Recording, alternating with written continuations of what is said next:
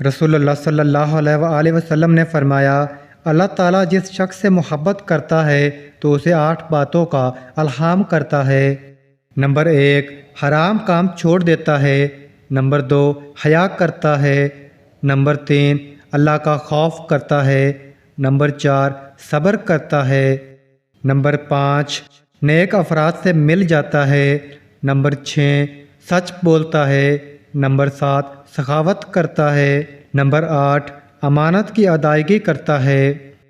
رسول اللہ صلی اللہ علیہ وآلہ وسلم نے فرمایا، 5 چیزیں دل کو مردہ بنا دیتی ہیں۔ نمبر 1، زیادہ کھانا۔ نمبر 2، زیادہ سونا۔ نمبر 3، زیادہ ہنسنا۔